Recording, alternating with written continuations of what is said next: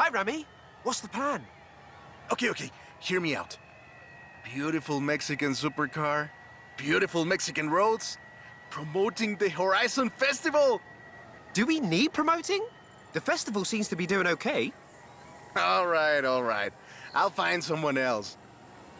That's not what I said. Of course I'll help you. I knew I could rely on you. Let's go!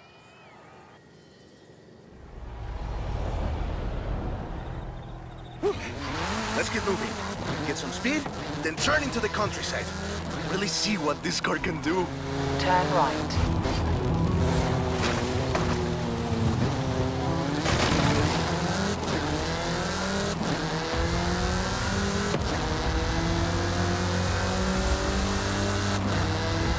Yeah, great speed! But let's see how you handle some corners. In 400 meters, turn right. You want to tell me about the car, don't you? I thought you'd never ask! So, VUL is an abbreviation. It stands for Vehicles of Ultra Lightweight and High Performance. It was started by two brothers, Guillermo and Iker Echeverria. Less sightseeing, more going fast. The VUL 05 is a track-focused supercar, designed and produced in Mexico, but tested and optimized in the UK. I even think I saw one at the festival when I was over there.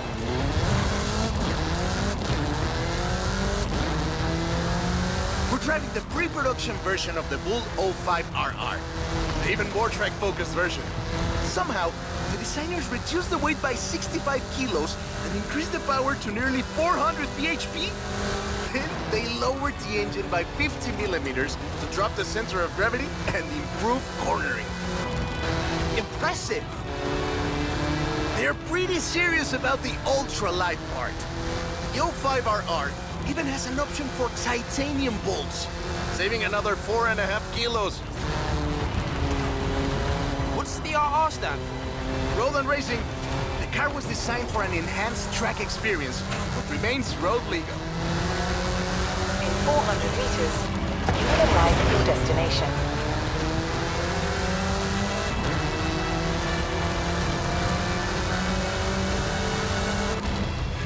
Perfect.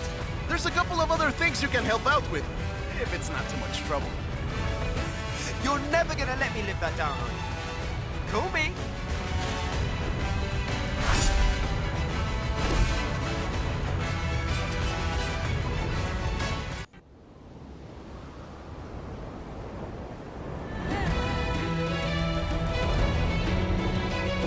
I just got my hands on a piece of Mexican racing history. Wanna see? Of course. On my way.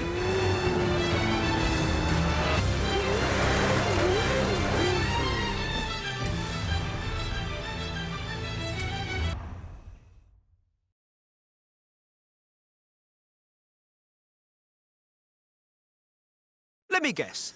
Today's episode of Mexican Automotive History with Ramiro is about the Baja 1000. You are very perceptive, my friend. This dune buggy was the first car to race here. Let's take it for a spin.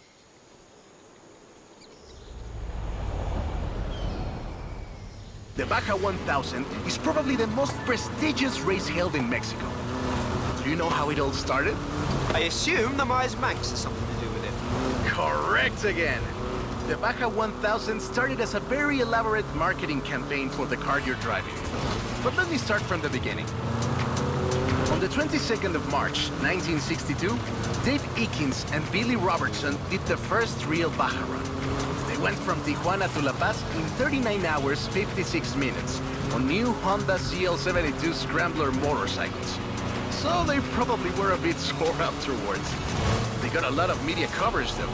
A year later, Myers started to work on a prototype buggy he called Old Red in his garage in Newport Beach. It was based on the VW Beetle, and it paved the way for what we know as buggies. Cars that are built for off-roading using the Beetle as a donor chassis. But I guess they wanted even more publicity because in April 1967, Myers decided to make an attempt at breaking Eakins' record. And it worked! Myers did it in 34 hours and 45 minutes, beating Eakins for more than 5 hours. The rivalry was known as Bug meets Bike in Baja. Sounds Sounds like something you did back in the UK, doesn't it?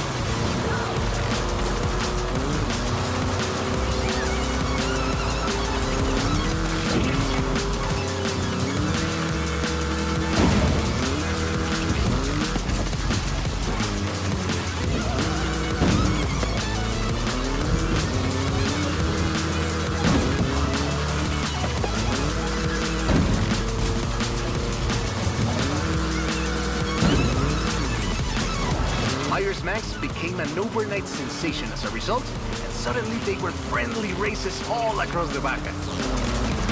It wasn't long before they realized they needed something more organized. That was Mexican 1000. Guess who won the inaugural event? Max? You're on fire today! Yes, in 27 hours and 38 minutes. The official race was 100 miles shorter than the original route, but it's still impressive. The Mexican 1000 was later renamed to the Baja 1000 and is run to this day. In 100 meters, turn right.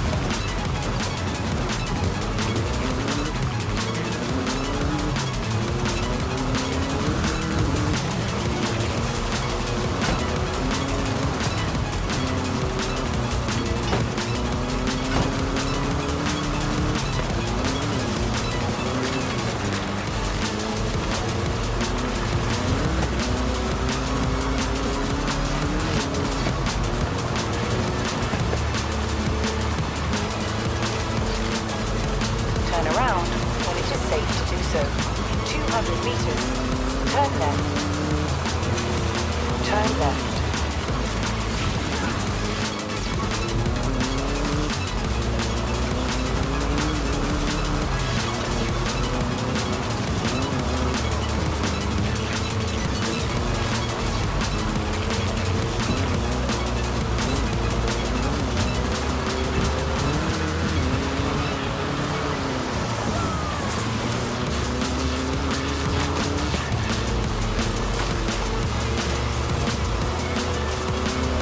In 100 meters, turn left.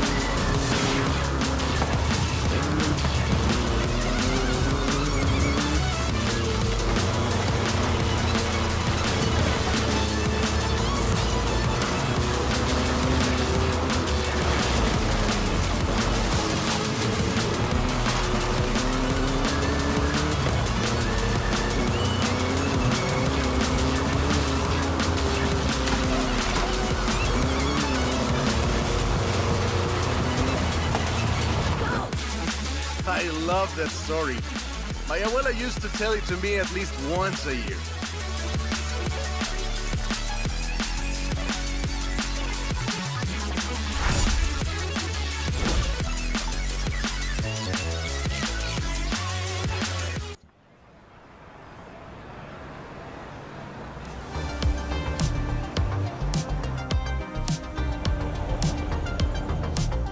Hey, come quick! Papa Fernando needs your help!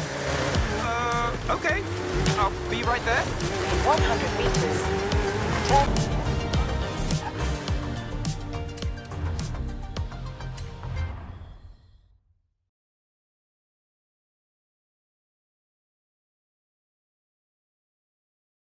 Oh, right. I get it now. To be honest, though, it was me who needed your help, not Papa Fernando. I can't fault that logic. Who are the other racers? You know them. It's the Born Fast crew. They're raring to go.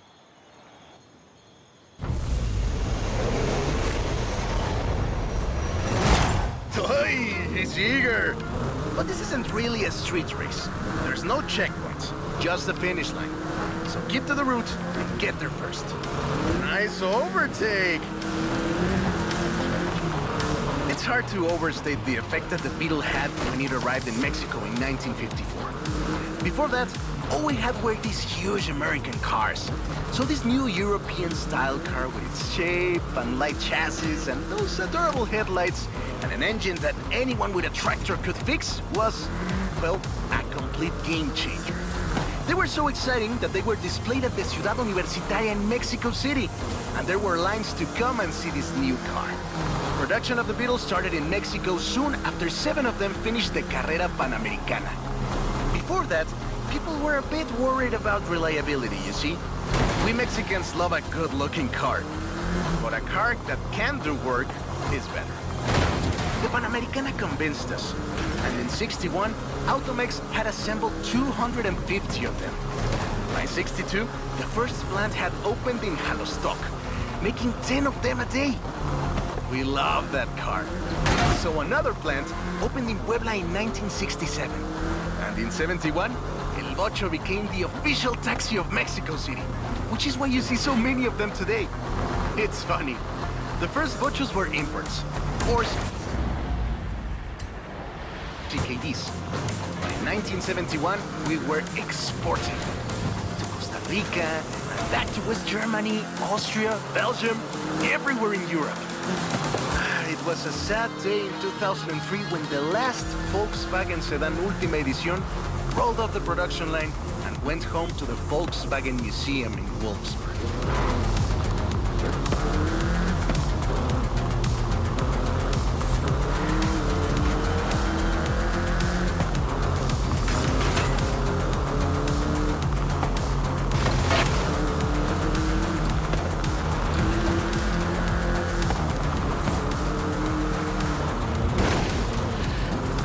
More like it.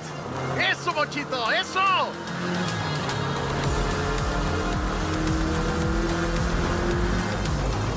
So loved was the Bocho that it eventually outsold the Ford Model T to become the world's best-selling car. And was the first to reach 20 million sales. Sure, other cars have staked their claim on that title in recent years, but none are so timeless and unchanged as the Bocho.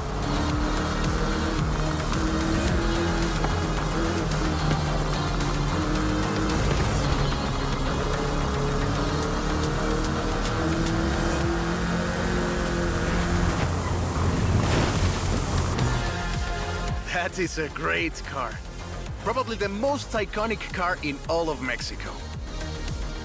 Ay, es increíble que un auto tan pequeño deje un vacío tan grande. Adiós, sedan. Thanks. I'll call you when I've got that next one ready.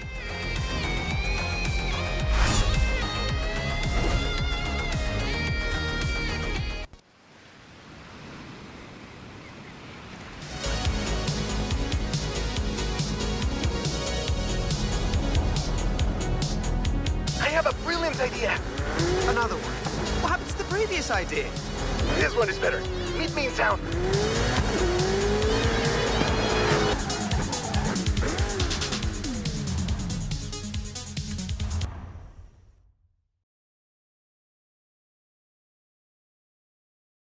I have 2 cars here.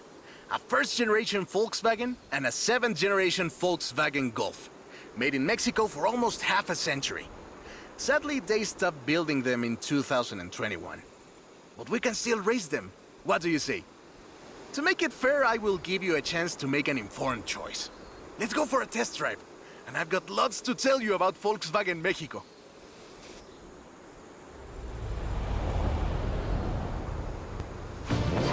Volkswagen Mexico headquarters are in Puebla City.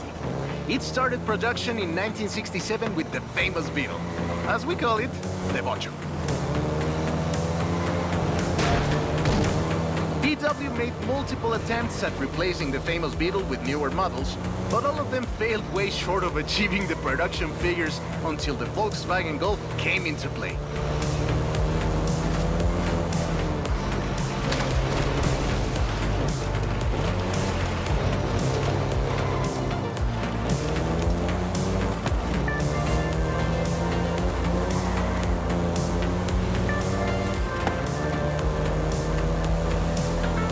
First generation was released in Mexico as the Volkswagen Caribe and had quite a few variations, including the Golf GTI you're driving right now.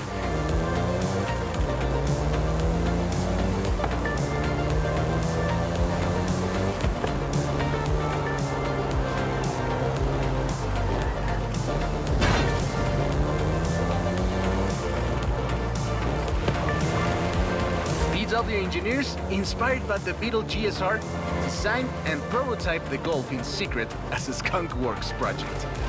Little did they know that the Golf GTI would become the hot hatch.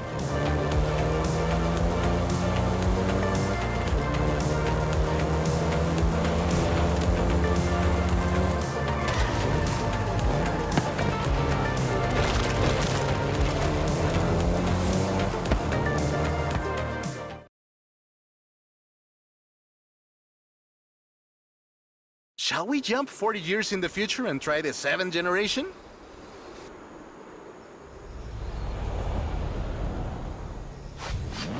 The 7th generation of the Golf first appeared in 2012. This version is the Volkswagen Golf R, R meaning race.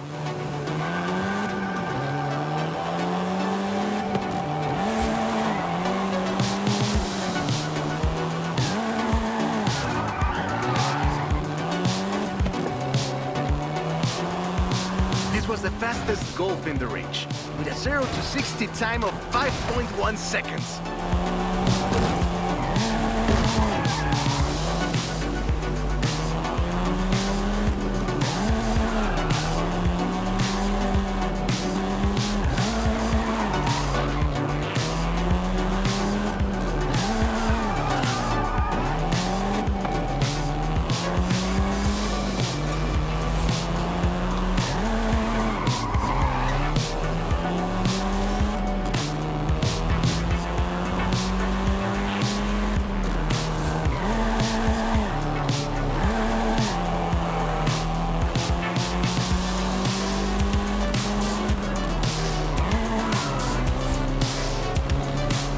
Volkswagen Mexico produced all 7 generations of the Golf, totaling more than 2 million units over 44 years. In fact, a lot of Golfs you find in the US were built here.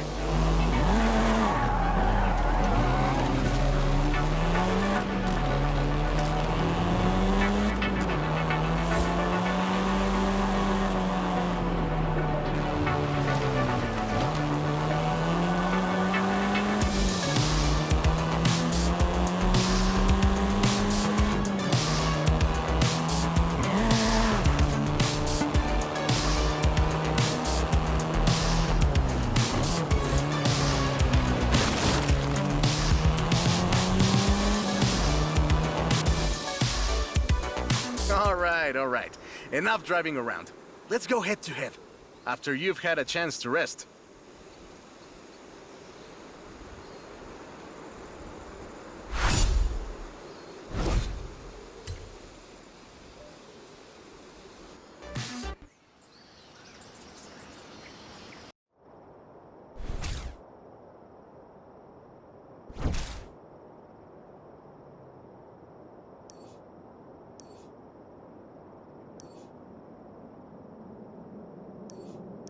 I'm a fair man. I'll let you choose. Which Golf do you want to drive for our little race? I'll take the Golf R.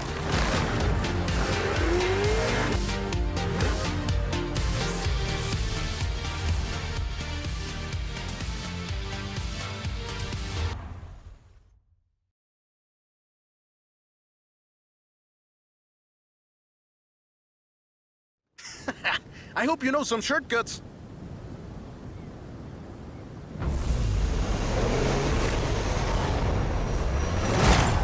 See you at the finish line. Don't make me wait for too long.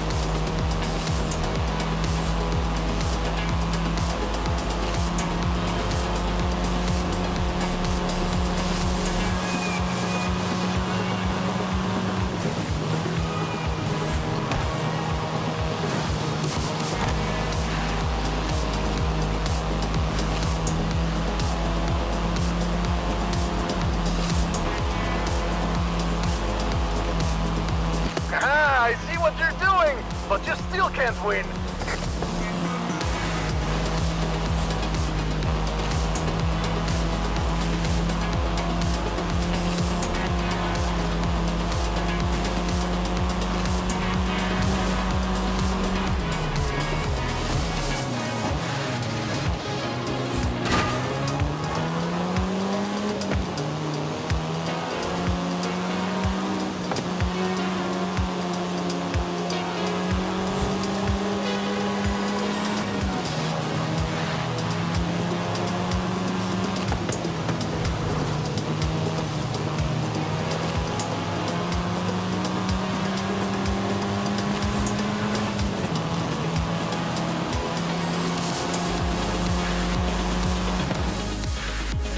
What a race!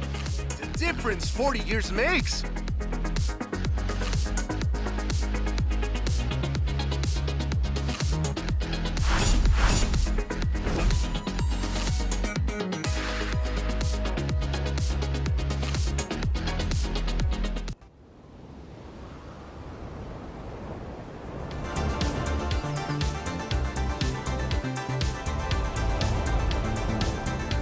I have a story to tell you, my friend, about the old wolf in the swamp. Are we going to a zoo? A swamp? I'll pick you up.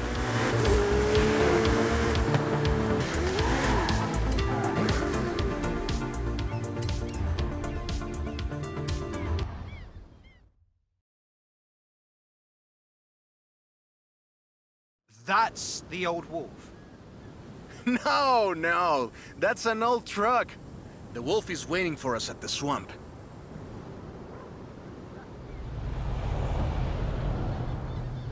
Haley asked us to clear some debris, and I've got just the car. But we need to get there first. Of course! Who do you think I am? The driver who destroyed a record-breaking amount of fences. That's fair.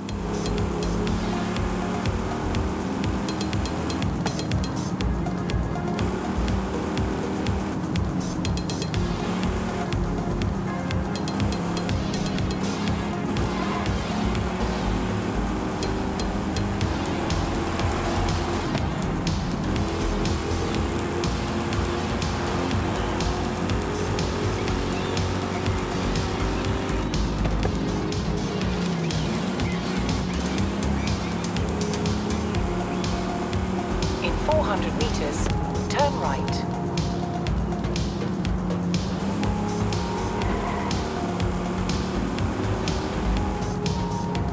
Turn right.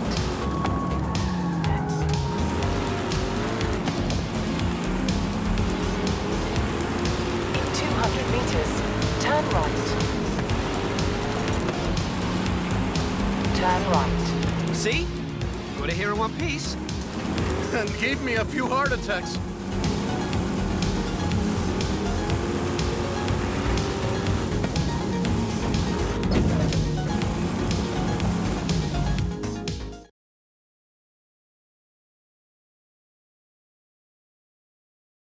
And now, let me introduce you to the Ford Lobo. This car is more your style. Now that's a hecking good wolf.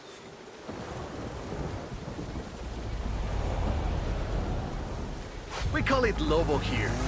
Marketing in this country is outstanding. Let's get to work. See all that Russian stuff? Clear it out. What? No! It's not just an excuse to throw the Lobo around. It is just an excuse to throw the Lobo around. In the 90s, Ford decided that they needed to rebrand the F-150 for the Mexican market. And the name Lobo just has a real ring to it. They started using the badge in 1997, and the rest is history. The Ford Lobo quickly became one of the most popular vehicles in the country. Lobo is still used for the modern Rangers like the one based on the F-150 Raptor you're driving. But we don't just call it Lobo. No. We call it Lobo Raptor. So it's the same car? Now, there are loads of differences, like a dog and a wolf. The Lobo only comes in XLT and with higher trim levels. The base version is still sold in Mexico as the F-150. The Lobo is the Elite F-150.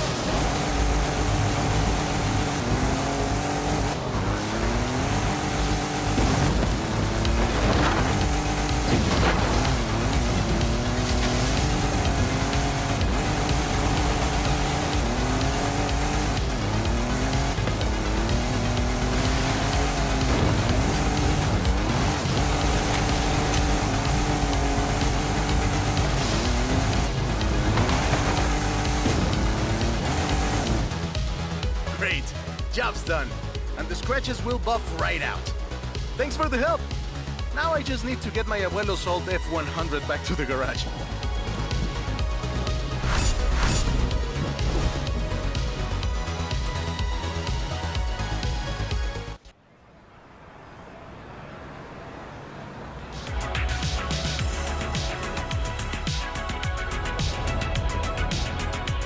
I've got 1,400 horses and I need you to help with them. I think I know what this is. I'll be right over. You've arrived at your destination.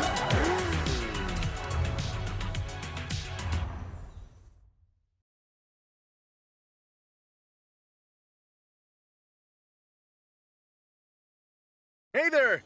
So, look at this. 1,400 horses of electric Ford Mustang. Get in!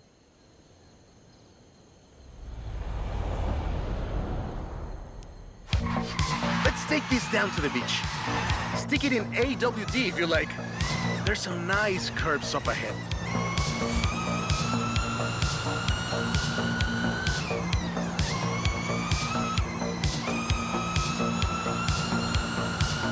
This is 2021's EV of the year.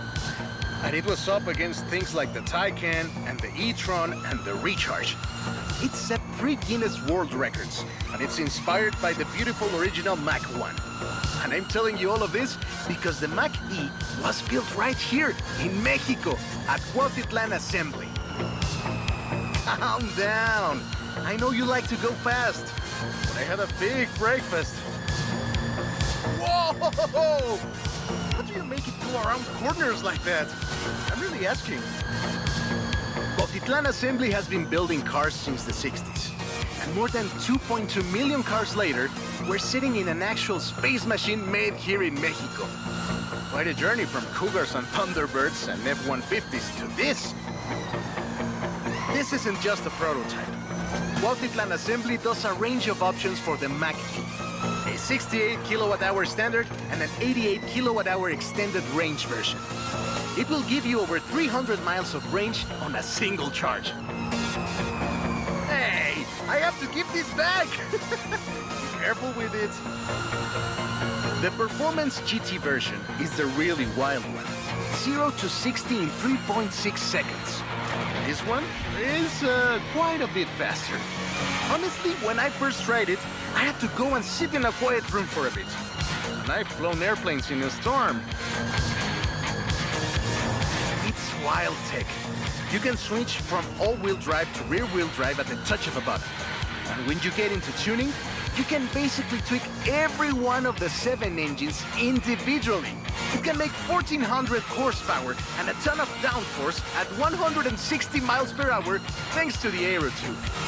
So what you're saying is, not bad for something that weighs more than that F-150 of yours. Yes.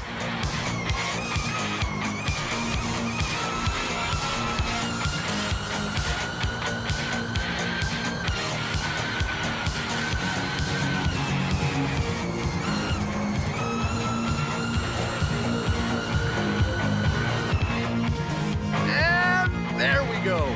Sunrise over the sea. Beautiful. But we're not done. There's one more thing to look at. I'll let you know as soon as I have, found it.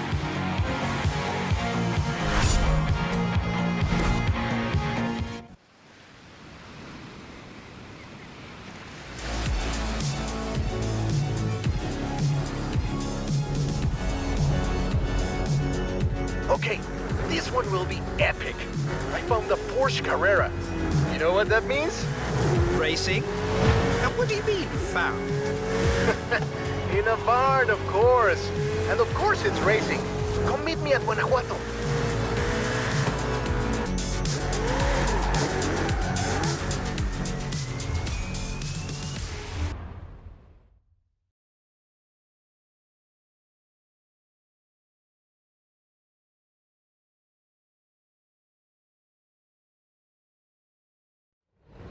This beauty got her name from the Carrera Panamericana. The races don't run anymore, but who can blame us if we take it out one more time? Right? Let's see what this car can do.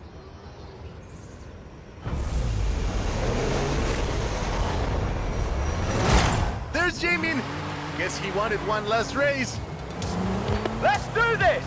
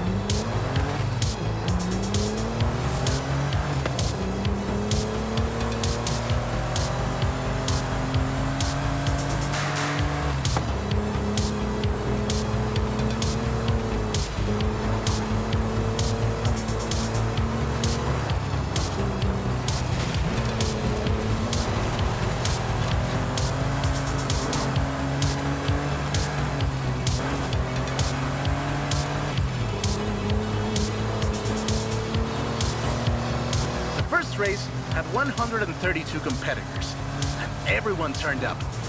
Amateurs to F1 drivers, men, women, professionals, anyone who had a car. Do you know anyone who participated? Aleja thinks Papa Fernando did, but she thinks Papa Fernando did everything.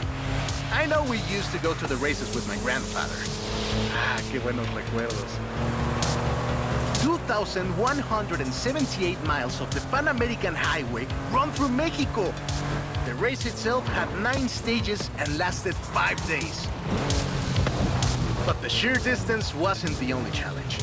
Constant changes in the elevation from sea level to 3 kilometers up. The most challenging road race in the world.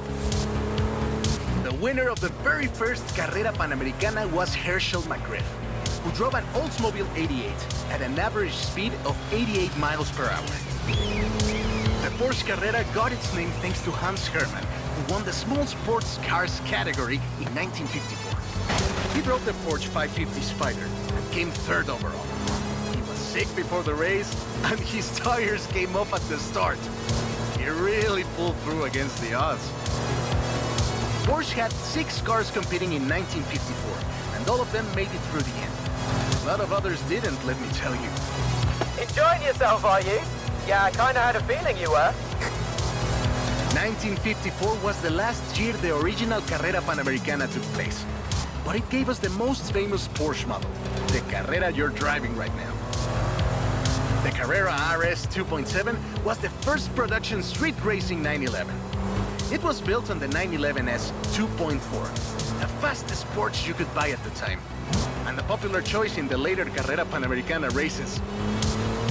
The race was revived in 1988 and ran to 2016, staying true to the original races with high-speed road stages.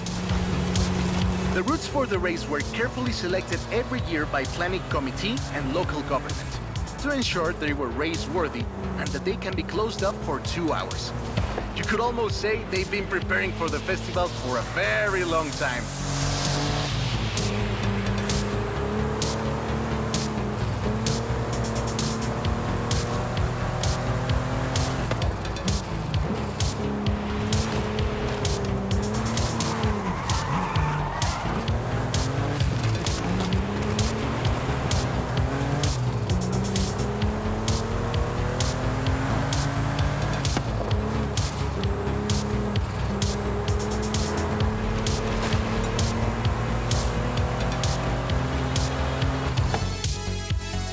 This is Jamin's exit. It's been fun, my friend.